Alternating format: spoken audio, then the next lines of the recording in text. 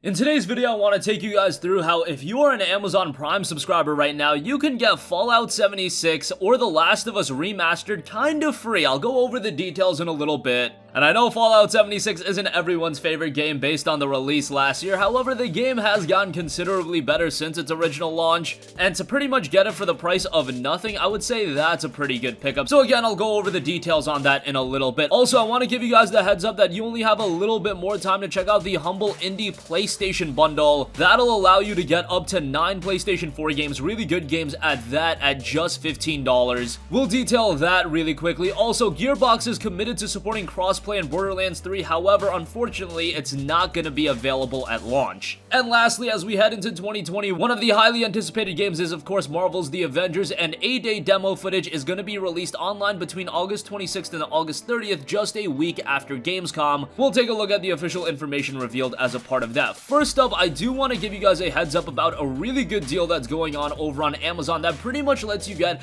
either Fallout 76 or The Last of Us Remastered for free. They're doing a promotion. Twitch Prime members get these games for $14.99 plus tax and receive a $15 Amazon credit. The credit will arrive in your account 7 days after purchase. So the games being $15 and then you getting $15 of credit on top of that, obviously that credit can only be used towards other purchases on Amazon, but that pretty much makes Fallout 76 or The Last of Us Remastered absolutely free. Now, I know there's a little bit of a nuance attached to it, but nonetheless, if you get $15 and it's stored into your Amazon account, you're gonna drop another $15 on Amazon at some point. So if you look at it from strictly a value-centric standpoint, I would say that classifies as Fallout 76 or The Last of Us being free. For exact terms, you can get Starlink Battle for Atlas on the Nintendo Switch, The Sims 4, Fallout 76, or The Last of Us. Since we primarily focus on PlayStation content, I just wanted to make note of Fallout 76 and The Last of Us Remastered. And I know Fallout 76, not the best received game in the world, and a lot of you may have played the game back in November when it was originally released. However, the game is considerably better than when it was originally launched. Now, is the game perfect? Absolutely not. The game still has a litany of issues. However,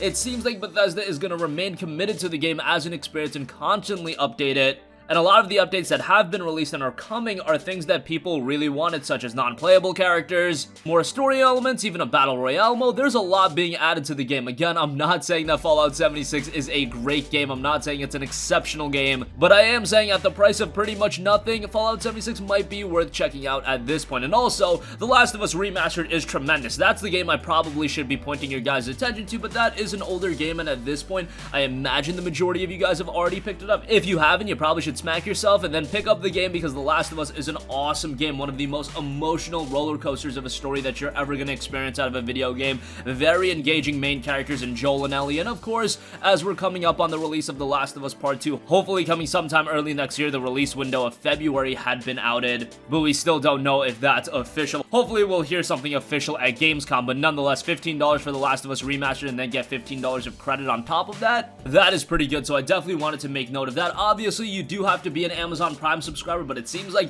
based on our comment section, the majority of you guys are a Prime subscriber, and then if you are a Prime subscriber, you get Twitch Prime as well. And again, $15 for Fallout 76 is already a super cheap price, but then you also get $15 of Amazon credit on top of that. That's really great. In The Last of Us Remastered, if somehow you have yet to play it, or if you do just want to revisit the game, because I know a lot of you guys played it on the PlayStation 3, and now it's been out on the PS4 for quite a while. The PS4 version is tremendous. Looks great, plays great, all that good stuff, so definitely give that a look. Alright, so enough rambling about that. Moving on from that, I also want to point your guys' attention to the Humble Indie PlayStation Bundle. That only has 3 days left on it. If you guys don't know what it includes, it's 3 different tiers. You can either pay $1, that'll get you the base tier with Grim Fandango Remastered, The Bard's Tale, and Inner Space. Then you could beat the average of $9.59, which is a pretty high beat the average. I would probably say at that point, just go ahead and pay the $15 or more, but nonetheless, $9.59 will get you Layers of Fear, Wasteland 2 Director's Cut, The Talos Principle, which is awesome, especially in this bundle. That's a game that still goes for like $10 to $15 on sale. And then you've got Broken Age in there as well. And of course, if you beat the average, you'll get everything from the $1 tier as well. And then if you pay $15 or more, you'll get Killing Floor 2 as well as Shadow Warrior 2. Those two games are awesome. Killing Floor 2, a great multiplayer experience. A game that you really should only pick up if you have a couple of friends to play with. And Shadow Warrior 2 is awesome. I was recommending that as a part of the PlayStation Store's flash sale, but to get it just as a part of this bundle along with a bunch of other titles, hey, that's a pretty good buy given all the content that you're getting. So I wanted to make note of that. Again, that'll be available for another 3 days. We'll leave a link in the description box down below, and with that link, we will also get a little bit of a kickback, so we definitely appreciate that.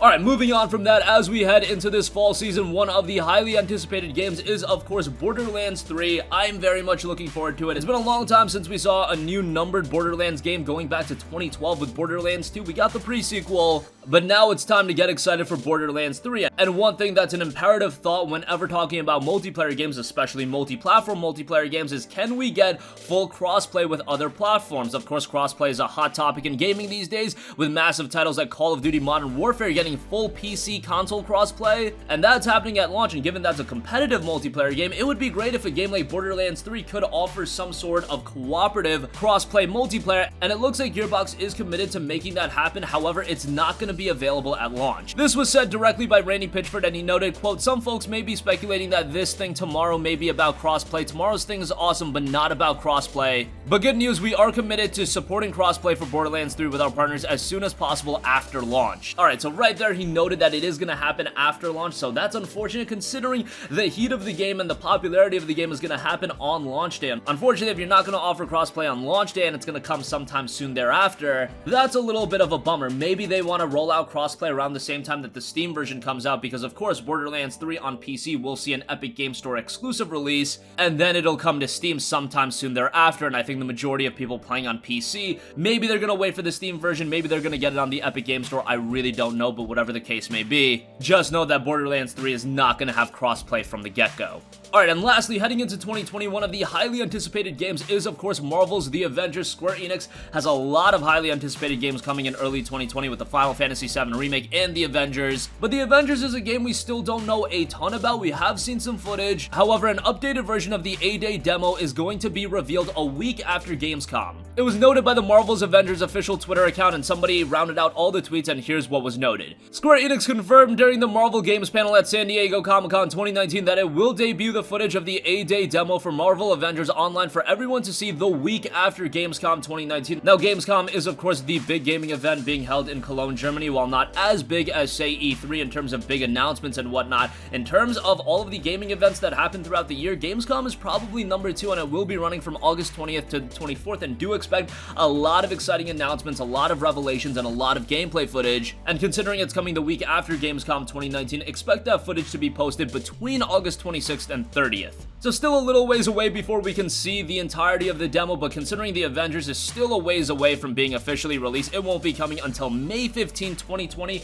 They've already got that release date in place, and it's a ways out. I'm a little bit skeptical on whether or not that release date is going to stick. Whenever we get a release date this far in advance, I'm always going to be a little bit worried about that. And Square Enix hasn't been the best in terms of holding up to their release dates, and if they have to delay this game until the fall, I don't think that's going to be a big deal. They really want to deliver with this game, given that it's a massive game, and if you deliver a quality product here, it can develop into a bigger franchise as a whole as we head into next generation as well. And I imagine a game like this, given that it's being released so late into this generation, it's going to see a next generation remaster or whatever the case may be at some point, but nonetheless, that is all speculation on my part. Just know that a demo for the game is going to be dropping next month for you guys to watch. And that's going to conclude this video. Again, if you have Amazon Prime and Twitch Prime, you can pretty much get Fallout 76 or The Last of Us Remastered for free. You'll pay $15 upfront, and then you'll be reimbursed with $15 of Amazon credit. Really, all you're paying is for the tax, and that should be $1 and change depending on where you live. Last chance for you guys to check out the Humble Indie PlayStation Bundle. A lot of great games, super cheap as a part of that. And again, you're talking about getting great games out of the Humble Indie PlayStation Bundle. Grim Fandango Remastered is excellent. The Bard's Tale is pretty good, and Inner Space is a quirky little title.